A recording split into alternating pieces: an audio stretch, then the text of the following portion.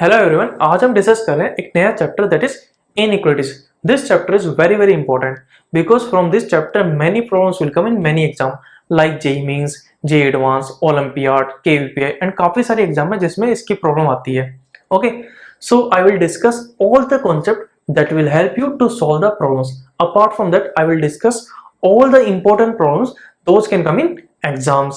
So you have to follow all my videos.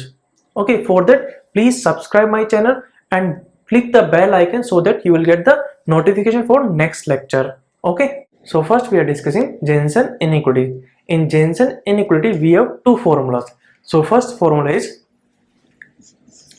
f of x1 plus f of x2 plus f of x3 plus so on plus f of xn minus 1 plus f of xn to the whole divided by n.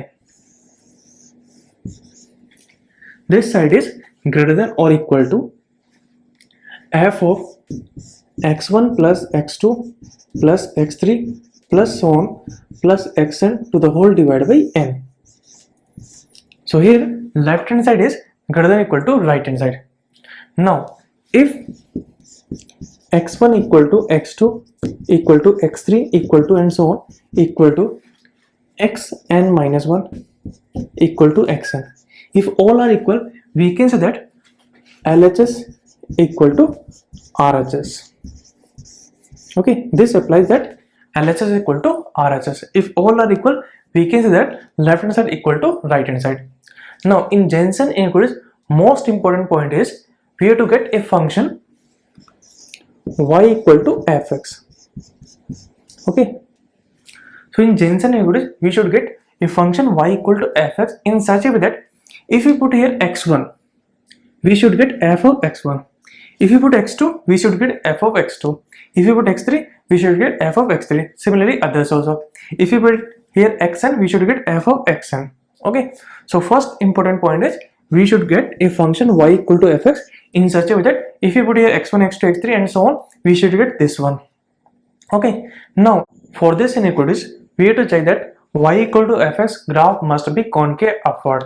So second point is y equal to fx graph must be concave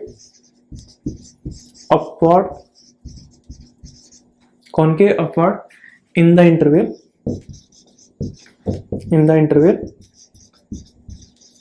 close interval. Now here x1, x2, x3 and so on xn, among this one suppose minimum is what x1, so what will come close interval x1 and maximum is suppose xn, so what will come close interval xn.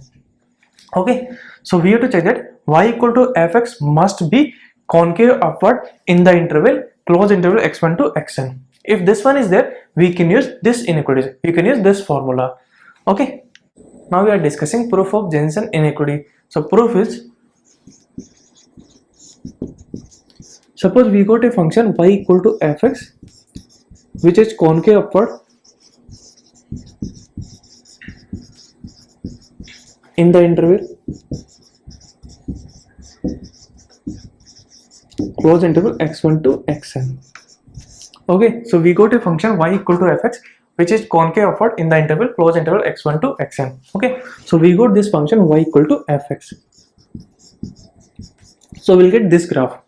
This is concave upward graph. Okay, now x1, x2, x3 all the points satisfy this function. Okay, that means all the points lies on this curve. Okay, so with respect to x1 coordinate is x1 comma y1 is what, we have to put x1 here, so y1 is f of x1. So we got first point is x1 comma f of x1. Similarly with respect to x2, y2 is what, f of x2, so we got second point. Similarly with respect to x3 coordinate is x3 comma f of x3, and similarly others also we can find out. Okay, second last point is xn minus 1 comma f of xn minus 1, and last point is xn comma f of xn. So we got all the points. Now if you join all the points we'll get a polygon. So if you join all the points, we are getting a polygon. Okay, we are getting a polygon. And we know that in a polygon, centroid is like always inside. So we are taking centroid. Now first we will find out coordinate of centroid. So x coordinate is what? Sum of x coordinate of all the vertex divided by total vertex. So we'll get x1 plus x2 plus so on plus xn divided by n. So this is x coordinate. Similarly, y coordinate is what? Sum of y coordinate of all the point divided by total vertex. So what will come? F of x1 plus f of x2 plus so on plus f of xn divided by n. So this is y coordinate. So we got coordinate of centroid. Now from centroid, if you draw a line parallel to y-axis, this will intersect the curve at point P. Now we can say that on this line, x coordinate of all the point is same. So x coordinate of point P is nothing but what? x1 plus x2 plus so on plus xn divided by n. Because x coordinate of centroid is same only. So what will come? X coordinate of centroid equal to x coordinate of point P. Okay, now we'll find out y coordinate of point P. So we know that x coordinate is this one. So we can find out y coordinate. So y coordinate is what? You have to put x value here. So y coordinate is f of x1 plus x2 plus so on plus xn divided by n. So this is y coordinate. So we got coordinate of point P and we know coordinate of centroid. Now in these two coordinate, we have to compare y coordinate. So we can say that y coordinate of centroid is greater than y coordinate of point P. So we can say that f of x1 plus f of x2 plus so on plus f of xn divided by n is greater than f of x1 plus x2 plus so on plus xn divided by n. Okay, now here if x1 equal to x2 equal to x3, if all points are same, so we'll get this point only. Okay, that means centroid and point P both are same. So in that case, we'll get equal to. So we can say that if x1 equal to x2 equal to and so on equal to xn, we can say that LHS equal to RHS. Okay, so we'll get this one is greater than or equal to this one. Now we are discussing next formula of Jensen inequality. So next formula is f of x1 plus f of x2 plus so on plus f of xn to the whole divided by n. This side is less than or equal to f of x1 plus x2 plus so on plus xn divided by n. Okay, if x1 equal to x2 equal to x3 equal to and so on equal to xn, then we can say that LHS equal to RHS. Okay, so this is second formula. Here also we have 2 points. First point is we should get a function y equal to fx in such a way that if you put here x1, we should get f of x1. If you put x2, we should get f of x2. Similarly, others also. And second is y equal to fx graph must be concave downward in the interval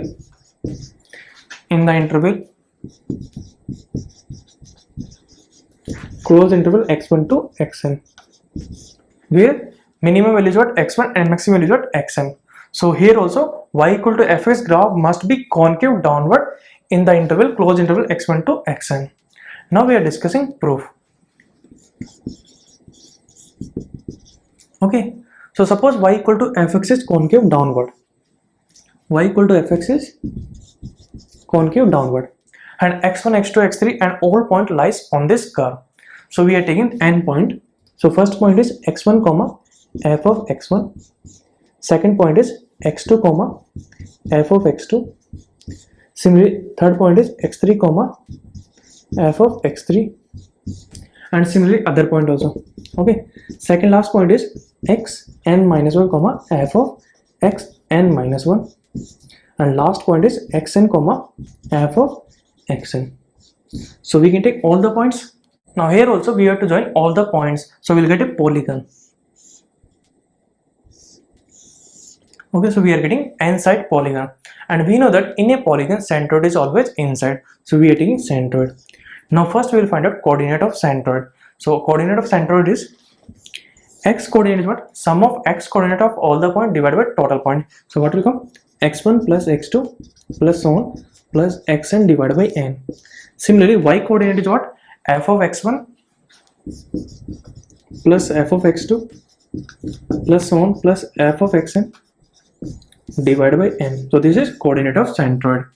Now from centroid, if you draw a line parallel to y-axis, and this is intersecting the y equal to fx at point P.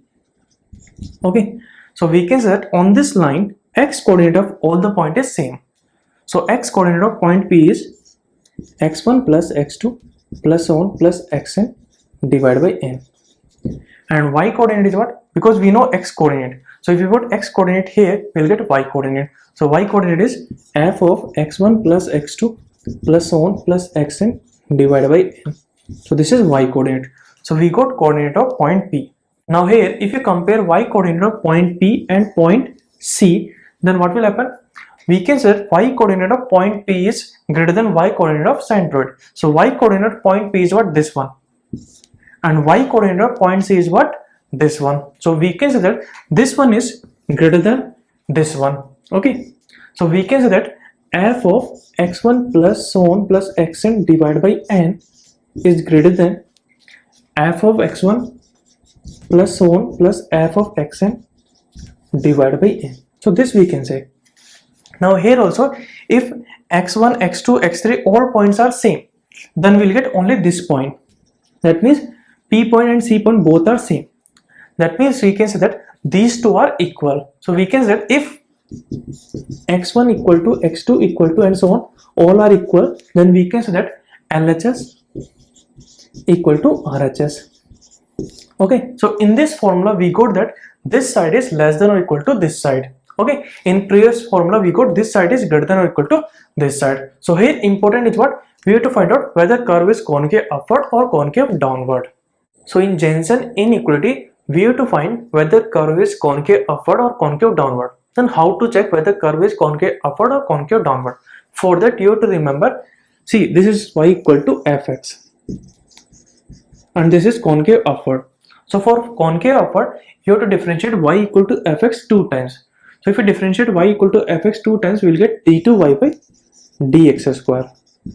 Okay, if d2y by dx square is greater than 0, in the interval for all closed interval x1 to xn, we can say that y equal to fx is concave upward in the interval this one. Okay, so we have to check that d2y by dx square is greater than 0 or not. Okay, for concave downward, d2y by dx square is less than 0. This is y equal to fx.